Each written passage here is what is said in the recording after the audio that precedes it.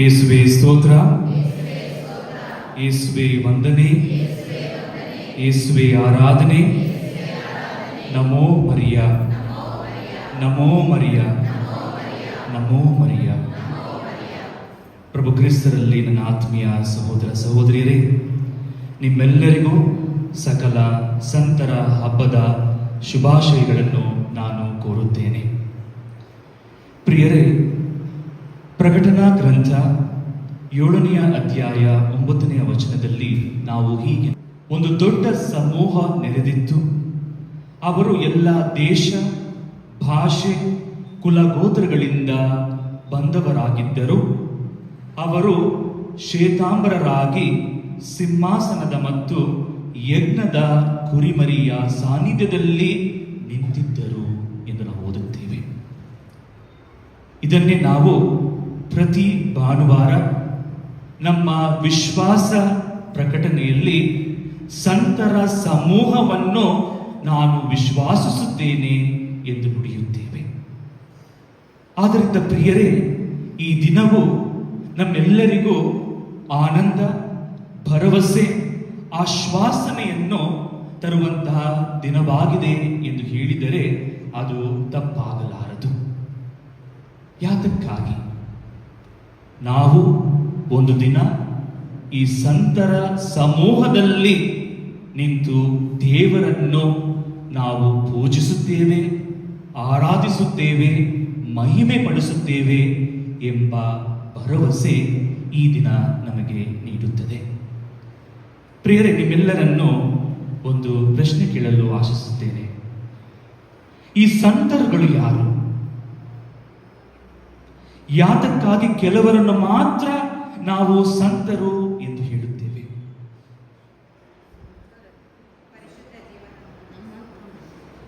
ನಮ್ಮಂತೆ ಬಾಳಿದರು, ಆದರೆ ಪರಿಶುದ್ಧತೆಯ ಜೀವನವನ್ನು ಅವರು ಜೀವಿಸಿದರು. ಆದ್ದರಿಂದ ಈ ಸಂತರು ಪರ್ಫೆಕ್ಟ್ ಆಗಿ ಜೀವಿಸಿದರು ಎಂದು ಹೇಳ್ತೀರಾ? ಪರಿಪೂರ್ಣರಾಗಿದ್ದರು ಎಂದು ಹೇಳ್ತೀರಾ? ಇಲ್ಲ. ಕೆಲವರು ಸಂತರ ಆ ಜೀವನ ಚರಿತ್ರೆಯನ್ನು ನೀವು ಓದುವಾಗ ಕೆಲವರು ಪಾಪಮಯ ಜೀವನದಲ್ಲಿದ್ದರು. ಆದರೆ ಯಾವಾಗ ಅವರು ಪ್ರಭುವನ್ನು ತನ್ನ ಜೀವನದಲ್ಲಿ ಸ್ವೀಕರಿಸಿದರೋ, ಪ್ರಭುವನ್ನು ಆದಾಯವಾಗಿ ತನ್ನ ಜೀವನದಲ್ಲಿ ಅವರು ಮಾಡಿಕೊಂಡರು, ಕೇಂದ್ರ ಬಿಂದಾಗಿ ಅವರು ಸ್ವೀಕರಿಸಿದರೋ, ಆಗ ಅವರ ಜೀವನ ಬದಲಾಯಿತು, ರೂಪಾಂತರಗೊಂಡಿತು ಎಂದು ನಾವು ಹೇಳಬಹುದು. ಇದಕ್ಕೆ ಒಂದು ಉತ್ತಮ ಉದಾಹರಣೆ ಅಂತ ಹೇಳಿದರೆ, 4ನೇ ಶತಮಾನದಲ್ಲಿ ಇದ್ದಂತಹ ಹಿಪ್ಪೋವಿನ ಸಂತ ಅಗಸ್ಟಿನ್. ಸಂತ ಅಗಸ್ಟಿನ್ ಎಂದು ನಾವು ಹೇಳುವಾಗ ಅವರು ಮಹಾ ಧರ್ಮಾಧ್ಯಕ್ಷರು, ದೈವ ಶಾಸ್ತ್ರಜ್ಞರು, ಧರ್ಮ ಪಂಡಿತರು ಎಂದು ನಾವು ಹೇಳುತ್ತೇವೆ. ಆದರೆ ಅವರ ಜೀವನವನ್ನು ನಾವು ನೋಡುವಾಗ ಪಾಪಮಯ ಜೀವನವನ್ನು ಬಾಳಿದರು. ಅವರಿಗೋಸ್ಕರ ಅವರ ತಾಯಿಯಾದಂತಹ ಮೋನಿಕಮ್ಮನವರು ತನ್ನ ಮಗ ದೇವರನ್ನು ಸ್ವೀಕರಿಸಬೇಕು ಎಂದು ನಿರಂತರ ಪ್ರಾರ್ಥನೆಯಲ್ಲಿ ಮಗ್ನಲಾಗಿದ್ದರು. ಆ ಪ್ರಾರ್ಥನೆಯ ಪ್ರತಿಫಲ ಅಗಸ್ಟಿನ್ ರವರು ದೀಕ್ಷಾ ಸ್ನಾನವನ್ನು ಸ್ವೀಕರಿಸುತ್ತಾರೆ, ಯಾಜಕ ಅಭಿಷೇಕವನ್ನು ಸ್ವೀಕರಿಸುತ್ತಾರೆ, ಧರ್ಮಾಧ್ಯಕ್ಷ ಅಭಿಷೇಕವೂ ಸಹ ಅವರು ಸ್ವೀಕರಿಸುತ್ತಾರೆ. ಮಹಾ ದೈವ ಶಾಸ್ತ್ರಜ್ಞರಾಗಿ, ಧರ್ಮ ಪಂಡಿತರಾಗಿ ಸಹ ಅವರು ಮಾರ್ಪಡುತ್ತಾರೆ. ಯಾತಕ್ಕಾಗಿ? ಪ್ರಭು ಯೇಸುವನ್ನು ಪರಿಪೂರ್ಣ ಹೃದಯದಿಂದ ತನ್ನ ಜೀವನದಲ್ಲಿ ಅವರು ಸ್ವೀಕರಿಸಿ ಪರಿಶುದ್ಧತೆಯ ಜೀವನವನ್ನು ಅವರು ಜೀವಿಸಿದರು. ಪ್ರಿಯರೇ, ಪರಿಶುದ್ಧತೆ ಎಂದರೆ ಏನು? ಯಾರಿಂದ ಈ ಪರಿಶುದ್ಧತೆ ಬರುವುದು? ಈ ಪರಿಶುದ್ಧತೆಯ ಬುಗ್ಗೆ ಎಂದು ಹೇಳುವಾಗ, ಪರಿಶುದ್ಧತೆಯ ಮೂಲವೆಂದು ಹೇಳುವಾಗ ದೇವರೊಬ್ಬರೇ ಪರಿಶುದ್ಧತೆಯ ಬುಗ್ಗೆ. ಯಾರು ಆ ದೇವರೊಂದಿಗೆ ಒಂದಾಗಿ ಆಯ್ಕೆಯಾಗುತ್ತಾರೋ, ದೇವರನ್ನು ಸ್ವೀಕರಿಸಿ ಪರಿಶುದ್ಧತೆಯಲ್ಲಿ ಬಾಳುತ್ತಾರೋ, ಅವರು ಸಹ ಆ ಪರಿಶುದ್ಧತೆಯ ಜೀವನವನ್ನು ಸ್ವೀಕರಿಸಿ ಪವಿತ್ರತೆಯಲ್ಲಿ ಅವರು ಬಾಳು ಬಾಳಲು ಸಾಧ್ಯವಾಗುತ್ತದೆ. ಇದನ್ನು ಸಂತರು ತನ್ನ ಜೀವನದಲ್ಲಿ ಅರಿತುಕೊಂಡು ಪ್ರಾರ್ಥನೆ, ತ್ಯಾಗಮಯ ಜೀವನ, ಪ್ರೀತಿ ಮತ್ತು ಸೇವೆಯನ್ನು ಅವರು ಸಲ್ಲಿಸಿದರು. ಇದಕ್ಕೆ ಒಂದು ಉದಾಹರಣೆಯನ್ನು ಕೊಡಬೇಕಾದರೆ ಸಂತ ಕಾರ್ಲೋಸ್ ಅಕ್ಯೂತಿಸ್. ಎಷ್ಟು ಜನ ಸಂತ ಕಾರ್ಲೋಸ್ ಅಕ್ಯೂತಿಸ್ ಬಗ್ಗೆ ಕೇಳಿದ್ದೀರಿ? ಕಳೆದ ತಿಂಗಳು ಸೆಪ್ಟೆಂಬರ್ 7ನೇ ತಾರೀಕು ನಮ್ಮ ವಿಶ್ವಗುರುಗಳಾದ ಲಿಯೋರವರು ಈ ಕಾರ್ಲೋಸ್ ಅಕ್ಯೂತಿಸ್ ರವರನ್ನು ಸಂತರ ಪದವಿಗೆ ಏರಿಸಿದರು. ಈ ಕಾರ್ಲೋಸ್ ಅಕ್ಯೂತಿಸ್ ರವರು ಎಷ್ಟು ವರ್ಷಗಳ ಬಾಳಿದರು? ಕೇವಲ 15 ಅವರು ಬಾಳಿದರು. ಆದರೆ ಅವರು ಜೀವಿಸಿದಂತಹ ಜೀವನ ಒಂದು ಉತ್ತಮ ಉದಾಹರಣೆ ನಮ್ಮೆಲ್ಲರಿಗೂ. ಪ್ರಿಯರೇ, ಈ ಹುಡುಗ ತನ್ನ 7ನೇ ವಯಸ್ಸಲ್ಲಿ ಪ್ರಥಮ ಪರಮಪ್ರಸಾದವನ್ನು ಸ್ವೀಕರಿಸಿದನು. ಆ ವರ್ಷದಿಂದ ಒಂದು ದಿನ ಕೂಡ ಅವನು ಬಲಿ ಪೂಜೆಯನ್ನು ತಪ್ಪಿಲ್ಲ. ಪರಮ ಪ್ರಸಾದದಲ್ಲಿರುವಂತಹ ಆ ಪ್ರಭು ಯೇಸುವನ್ನು ಅವರು ಪ್ರೀತಿಸಿದರು. ಅದು ಮಾತ್ರವಲ್ಲದೆ ಈಗಿನ ಕಾಲದಲ್ಲಿ ನಾವು ಇಂಟರ್ನೆಟ್ ಅಲ್ಲಿ ಹಲವಾರು ಕೆಲಸಗಳನ್ನು ಮಾಡುತ್ತೇವೆ. ಆದರೆ ನಾವು ಈ ಹುಡುಗವನ್ನು ನೋಡುವಾಗ ಈ ಹುಡುಗ ಏನ್ ಮಾಡಿದ್ದ? ಆ ಇಂಟರ್ನೆಟ್ ಅನ್ನು ಆಧ್ಯಾತ್ಮಿಕ ವಿಷಯಕ್ಕೆ ಬಳಸಿಕೊಂಡ. ಎಂತಹ ವಿಷಯಗಳು? ಈ ಪ್ರಪಂಚದಲ್ಲಿ ನಡೆದಂತಹ ಹಲವಾರು ಪರಮ ಪ್ರಸಾದ ಅದ್ಭುತ ಕಾರ್ಯಗಳನ್ನು ಒಂದು ವೆಬ್ಸೈಟ್ ಅನ್ನು ಅವನು ತಯಾರುಪಡಿಸಿ ಅದರಲ್ಲಿ ಈ ಒಂದು ಅದ್ಭುತ ಕಾರ್ಯಗಳನ್ನು ಅವನು ತೋರಿಸಿಕೊಟ್ಟ. ಈ ಒಂದು ಕಾರಣದಿಂದ ಪ್ರಿಯರೇ, ಈ 15 ವರ್ಷ ಹುಡುಗ ಎಂದು ಸಂತರ ಪದವಿಗೆ ಏರಿಸಲ್ಪಟ್ಟಿದ್ದಾನೆ. ಎರಡನೇದಾಗಿ ಪ್ರಿಯರೇ, ಸಂತರನ್ನು ನಾವು ಪೂಜಿಸುತ್ತೇವೆಯೇ? ನಿಮ್ಮನ್ನು ಕೇಳ್ತಾ ಇದ್ದೀನಿ ನಾವು ಸಂತರನ್ನು ಪೂಜಿಸುತ್ತೇವೆ, ಆರಾಧಿಸುತ್ತೇವೆಯೇ? ಇಲ್ಲ, ಅವರನ್ನು ನಾವು ಗೌರವಿಸುತ್ತೇವೆ. ಪೂಜೆ ಮತ್ತು ಆರಾಧನೆ ಕೇವಲ ತ್ರೈಏಕ ದೇವರಿಗೆ ಮಾತ್ರ ನಾವು ಸಲ್ಲಿಸುವುದು. ಆದರೆ ಸಂತರಿಗಳಿಗೆ ನಾವು ಗೌರವವನ್ನು ನೀಡುತ್ತೇವೆ. ಹೀಗಿರುವಲ್ಲಿ ನಾವು ನೇರವಾಗಿ ತ್ರೈಏಕ ದೇವರಲ್ಲಿ ನಾವು ಪ್ರಾರ್ಥಿಸಬಹುದು. ಯಾತಕ್ಕಾಗಿ ನಾವು ಸಂತರ ಮುಖಾಂತರ ನಾವು ಪ್ರಾರ್ಥಿಸಬೇಕು? ಇದಕ್ಕೆ ಉತ್ತರ ಪವಿತ್ರ ಗ್ರಂಥದಲ್ಲಿ ನಾವು ಓದುತ್ತೇವೆ ಪ್ರಿಯರೇ.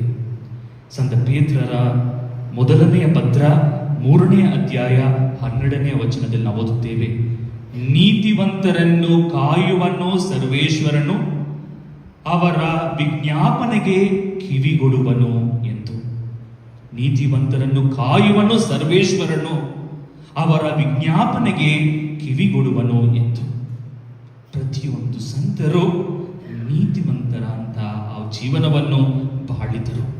ಆದ್ದರಿಂದ ನಾವು ಮೊರೆ ಇಡುವಂತಹ ಪ್ರತಿಯೊಂದು ಕೋರಿಕೆಗೋಸ್ಕರ ಅವರು ಪ್ರಾರ್ಥಿಸಿ ನಮಗೆ ಬೇಕಾದಂತಹ ಎಲ್ಲ ಅನುಗ್ರಹವನ್ನು ದೇವರಿಂದ ಪಡೆದುಕೊಡುವಂತಹ ವ್ಯಕ್ತಿಗಳಾಗಿ ನಮ್ಮಲ್ಲಿದ್ದಾರೆ ಪ್ರಿಯರೇ. ಮೂರನೇದಾಗಿ, ಇಂದು ನಾವು ಮೊದಲನೇ ಶನಿವಾರ ಈ ದರ್ಶನ ದೇಗುಲದಲ್ಲಿ ಮಾತೆ ಮರಿಯಮ್ಮನವರ ಸನ್ನಿಧಿಯಲ್ಲಿ ಸೇರಿದ್ದೇವೆ.